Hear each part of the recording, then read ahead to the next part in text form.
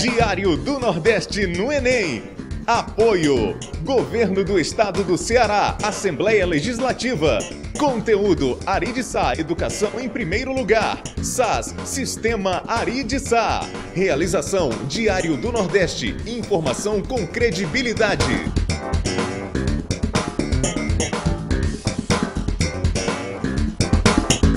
Caros estudantes, estamos aqui para trabalharmos algumas questões do fascículo 13, Enem 2011. Eu e meu amigo Kelton vamos comentar algumas questões com vocês. É com você, Kelton. Obrigado, Célio. Valeu. Nós vamos começar nossa competência 1 dentro desse fascículo 13, resolvendo com você a questão 7. Nós separamos aqui eu 2 questões, o professor Célio Normando 2 questões. Nós iremos começar pela questão 7 do fascículo 13, uma questão de química super interessante, uma questão que já caiu no Enem, uma questão bem focada, bem aplicada, dentro do nosso objetivo de preparar você, caro aluno, para o Enem. Bem, a questão fala o seguinte: a biodigestão anaeróbica, que se processa na ausência de ar, permite a obtenção de energia e materiais que podem ser utilizados não só como fertilizantes e combustíveis de veículos, mas também para acionar motores elétricos e aquecer recintos. Como você pode observar, após esse enunciado tem uma figura que mostra um sistema de um biodigestor anaeróbico, beleza? Daí ele fala o seguinte: o material produzido pelo processo esquematizado acima e utilizado para a geração de energia é o... Bem, gente, vale a pena lembrar, vale a pena ressaltar que dentro de um processo de biodigestão anaeróbica é produzido o biogás. O biogás, ele é basicamente constituído de metano e traços de CO2 e outros gases. Como você pode observar, olhando os itens, o item A fala o seguinte: é produzido biodiesel. Nós sabemos que esse item A é falso, porque o biodiesel é formado pela reação de transesterificação. Item B, o gás metano, joia. O item B vai ser o item correto. Esse é o item que nós estamos procurando. O gás metano, que é um biocombustível utilizado em diferentes máquinas. Se você der uma olhadinha no item C, por desencargo de consciência, ele fala do etanol. Nós sabemos que esse item não é correto. O etanol ele é derivado da cana-de-açúcar. O item D é o hidrogênio, um excelente combustível, mas que não é produzido dentro de um biodigestor. E o item E fala sobre o metanol, que também não é produzido num biodigestor. Então, confirmando, gabarito da questão 7, item B de bola.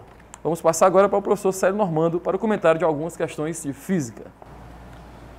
Bom, vamos analisar a questão de número 11, que trata da habilidade 5, que é dimensionar circuitos ou dispositivos elétricos no seu cotidiano.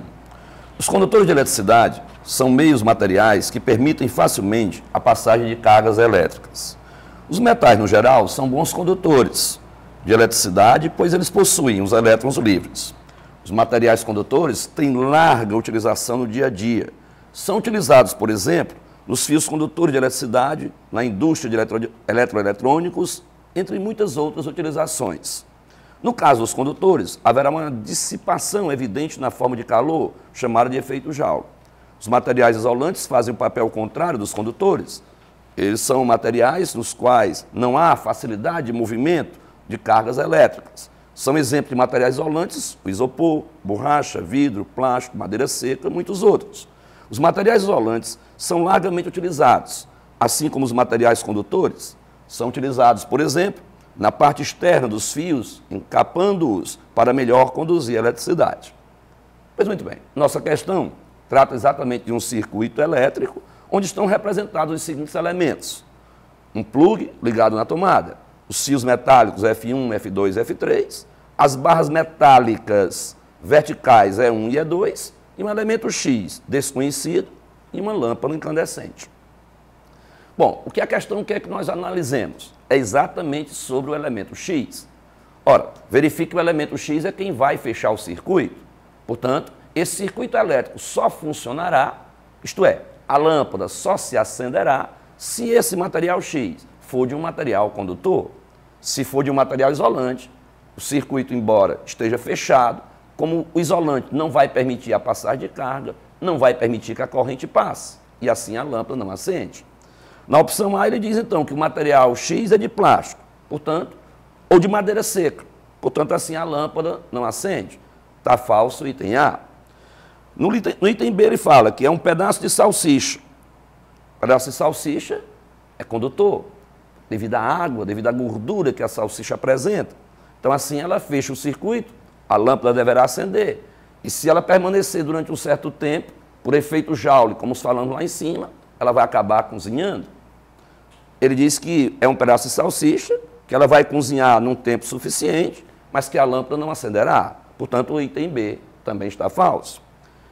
No item C, ele fala novamente que é um pedaço de salsicha. Portanto, ela vai cozinhar em um tempo suficiente e a lâmpada acenderá. Tanto assim, a opção C está correta. Na letra D, ele fala que é um pedaço de peixe. Do mesmo modo que a salsicha, se ele permanecer durante um certo tempo em contato com essa corrente, por efeito Joule, ele vai acabar cozinhando e assim a lâmpada também acenderia. Repara que ele está falando que a lâmpada não acende, portanto a opção D está falsa. No item E, ele fala que é uma barra de ferro, condutor. Portanto, significa dizer que por efeito Joule ela vai se aquecer.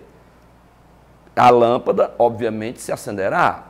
Ele está falando no item E, que a lâmpada não acende. Portanto, a opção E está falsa. Assim, concluímos que a questão de número 11, a opção correta é a letra C.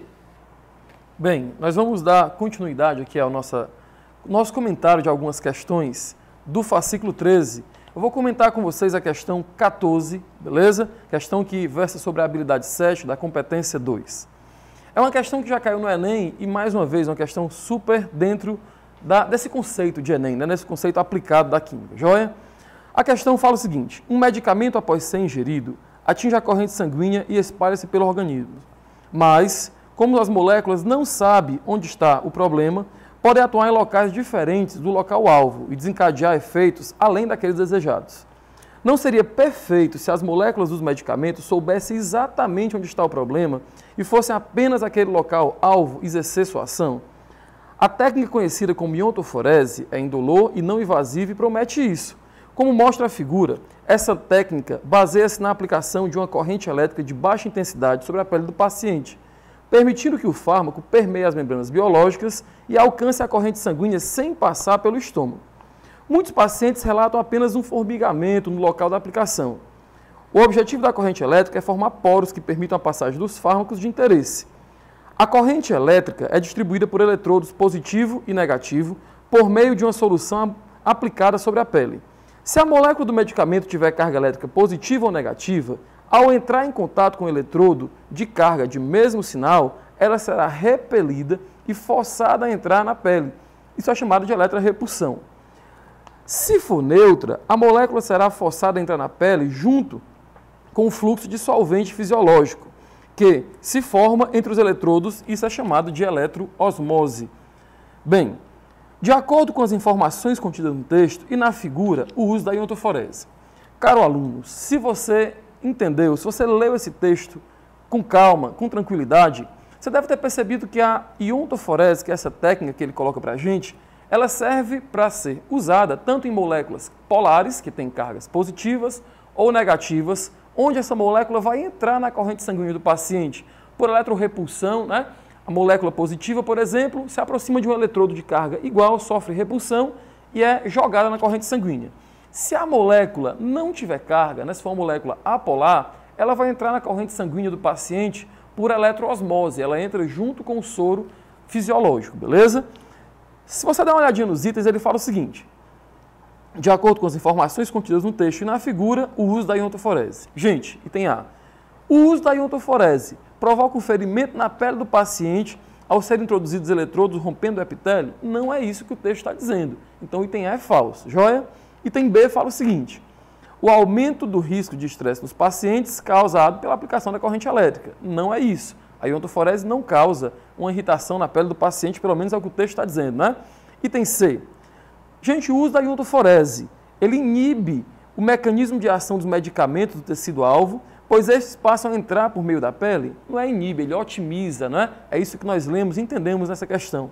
O item D fala o seguinte: o uso da iontoforese diminui o efeito colateral dos medicamentos se comparado com aqueles feitos por ingestão via oral. Esse item D é o item correto. Se você der uma olhadinha, se você acompanhar, né, o item D, ele fala que vai diminuir o efeito colateral. É exatamente isso que o texto se propõe, né? O texto se propõe a colocar um medicamento de ação específico para evitar que as moléculas passem pelo estômago e etc, beleza? Só confirmando aqui por desencargo de consciência, O item E fala o seguinte: deve ser eficaz para medicamentos constituídos de moléculas polares e ineficaz para moléculas apolares. Esse item, gente, ele é falso, né? Por favor, entenda. O que está mostrando aqui no texto é que esse item, ele é falso, por quê? Porque a eletrorrepulsão serve para moléculas polares. A eletroosmose serve para moléculas apolares. Por isso que o item E é o item falso. Então, confirmando o item correto, item D de dado. Passamos novamente para o professor Célio Normando para dar continuidade com nossas questões de física. Bom, vamos então agora para a questão proposta de número 11 do fascículo 13, onde estamos na competência de área 2, que é autonomia, e na habilidade agora 6. Relacionar informações para compreender manuais de instalação ou utilização de aparelhos ou sistemas tecnológicos de uso comum. Essa questão esteve presente na prova do Enem em 2010. A energia elétrica consumida nas residências é medida em quilowatt-hora, por meio de um relógio medidor de consumo. Nesse relógio, da direita para a esquerda, tem-se o ponteiro da unidade, da dezena, da centena e do milhar. Se um ponteiro estiver entre dois números, considera-se o último número ultrapassado pelo ponteiro.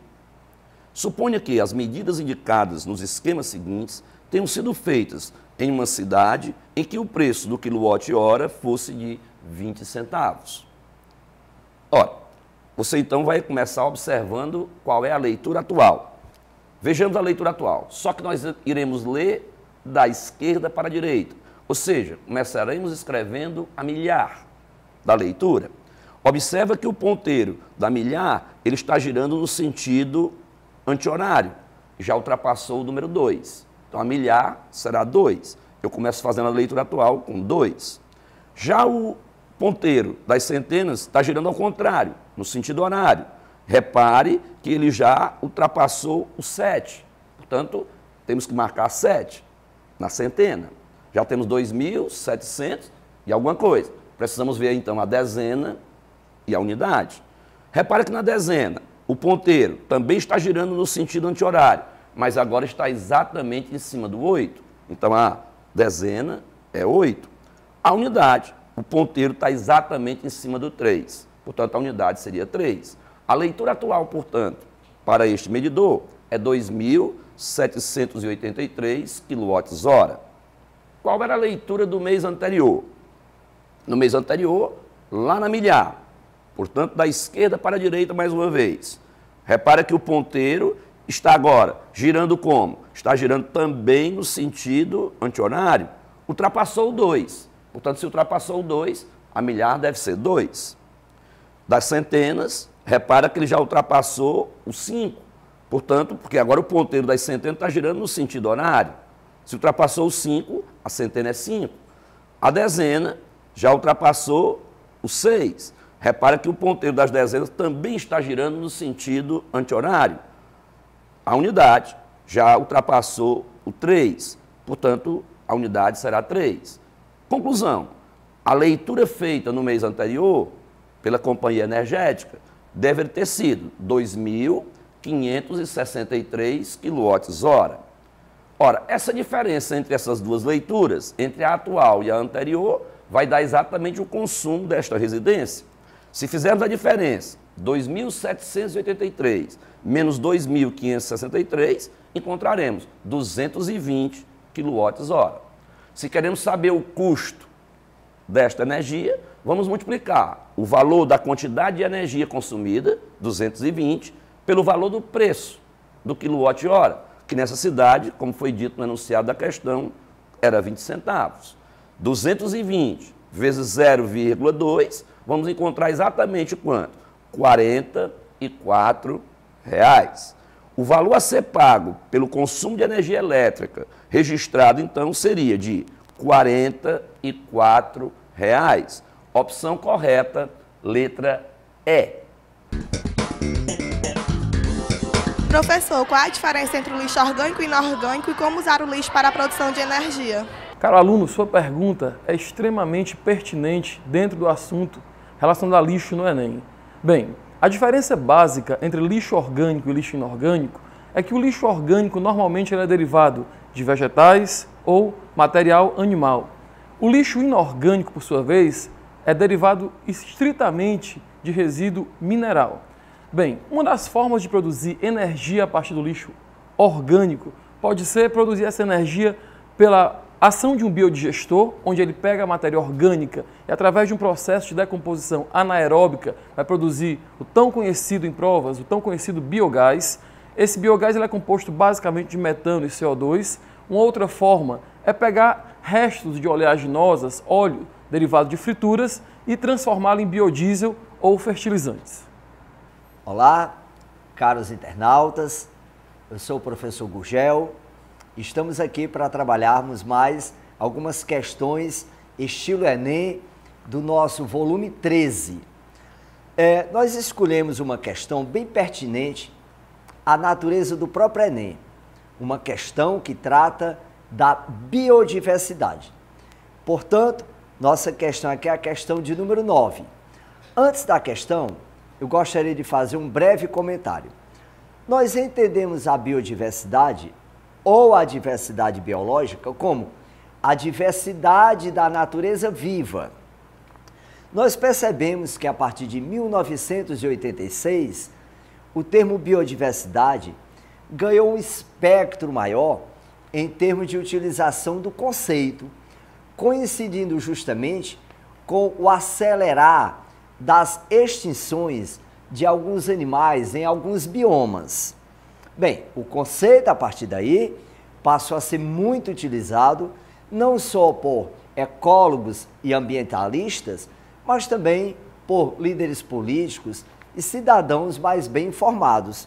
Hoje, nós temos um conceito básico de biodiversidade que afirma que o termo se refere à variedade e à variabilidade de seres vivos, incluindo neste conceito as relações dos seres, tanto intra quanto interespecíficas, e destes organismos com o meio ambiente. E o conceito foi se alastrando. Hoje nós, inclusive, levamos em conta a questão de 3 aspectos do conceito, ou seja, genes, espécies e ecossistemas. E lembrando que no termo ecossistema atual, você tem que incluir não apenas a comunidade biótica e os fatores inertes, mas devemos incluir, inclusive, a questão das interações entre estes 2 fatores, que de uma maneira simplificada são comumente referidos como fatores bióticos e fatores abióticos. Bem, então a nossa questão sobre biodiversidade, que é a questão 9, o seu comando revela o seguinte: a biodiversidade refere-se à variedade de vida no planeta Terra, incluindo a variabilidade genética ou pool gênico, a variedade de espécies da flora, da fauna, de fungos macroscópicos e microscópicos, protistas, micro-organismos e a variedade de funções ecológicas desempenhadas pelos organismos nos mais diversos hábitats.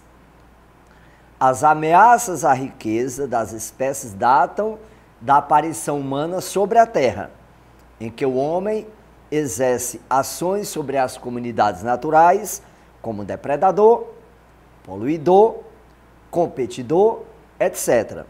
Atualmente, durante um período de prosperidade econômica, enfrentamos a crise da biodiversidade, uma vez que estamos perdendo seus componentes. Contribui para a crise da biodiversidade as ações antrópicas indicadas na alternativa. Eu gostaria de, antes de indicar o item, citar um exemplo bem simples para você ter uma ideia macro da importância da manutenção da biodiversidade.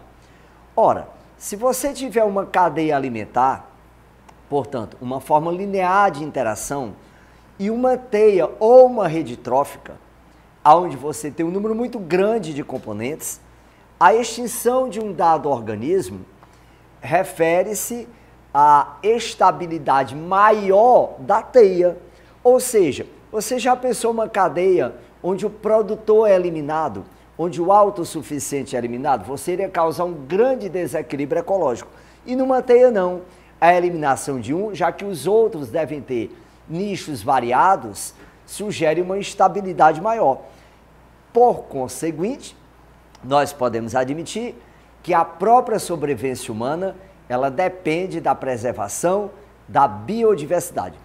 E como a questão quer que você assinale o item, que se refere às ações antrópicas, ou seja, as ações do homem sobre o meio ambiente, o item correto para a questão é justamente a letra A, que diz a destruição de hábitats como dos biomas Mata Atlântica, Cerrado, Caatinga, ameaçados pelo desmatamento, que leva à desertificação. Nós entendemos que a Mata Atlântica, desde o período colonial, que ela vem sendo grandemente desmatada. O Cerrado, até pelos incêndios naturais, dos elementos que quando atingem um ponto de ignição, pegam fogo sozinhos, e a Caatinga, também grandemente desmatada, até mesmo atualmente, em um percentual de 0,33%, o que equivale a 2.776 quilômetros quadrados de desmatamento por ano deste bioma. Então, essas ações, como são próprias do homem, são as ações antrópicas às quais a questão se refere. Os outros itens trata de ações naturais e não antrópicas. Portanto, a nossa questão 9, o item correto, é justamente a letra A. E uma outra questão que nós gostaríamos aqui de discutir, por sinal fundamental atualmente, é justamente a questão da água. Eu gostaria de lembrar que um recurso hídrico, ele se refere à quantidade de águas subterrâneas ou superficiais que deve ser utilizada de maneira múltipla. Bom, como a água é uma fonte de vida e de desenvolvimento, a preservação dela é fundamental, não apenas por uma estratégia governamental, mas também devido aos valores econômicos, políticos, sociais e principalmente ecológicos, embora esses valores estejam interligados. Nós reconhecemos a hidrosfera como uma porção do planeta constituída justamente pela água, mas deste grande percentual que abrange o planeta Terra, pela abundância da água, a água potável ela está restrita a mais ou menos 1%. E a questão da poluição, o desperdício, o mau uso da água faz com que este recurso natural, tratado como bem da humanidade, esteja se exaurindo. Ou seja, com o avançar da sociedade e da densidade populacional humana, esse recurso está atendendo a uma escassez.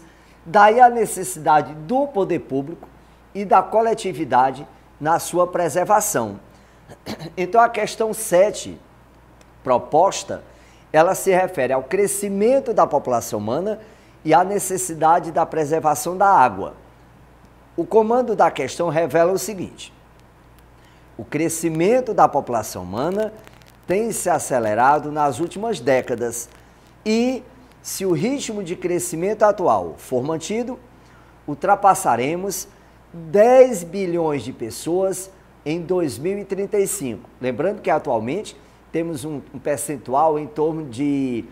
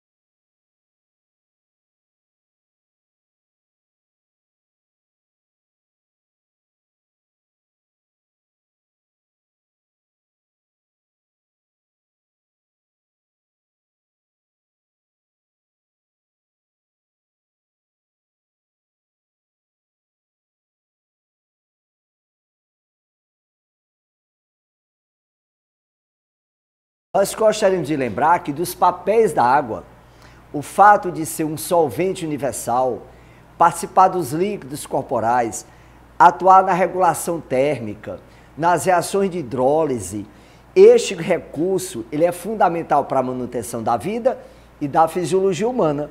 Portanto, o item C é justamente a alternativa concernente.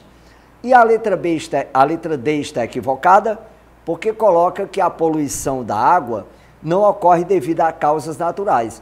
A poluição da água ocorre tanto devido a fatores naturais como antrópicos, ou seja, do próprio homem. A diferença é que as ações antrópicas sobre este recurso, normalmente elas não são limitadas por uma compensação ou por um equilíbrio, ao contrário da poluição natural.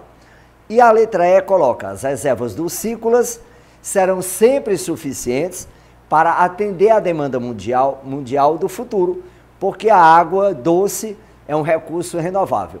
É um recurso não renovável, é um recurso limitado, econômico e de domínio público e um patrimônio da humanidade. Portanto, pelas nossas colocações, a alternativa correta é justamente a letra C. E fica aqui meu grande abraço e desejo a todos vocês muito sucesso na prova do Enem e gostaria de indicar, como diz o artigo 225 da Constituição Federal, é dever para manter a qualidade da vida, não só do poder público, mas também da coletividade. Uma vez que não só a nossa geração, mas as gerações futuras dependem da preservação de todos os recursos naturais. Boa sorte a todos. Diário do Nordeste no Enem.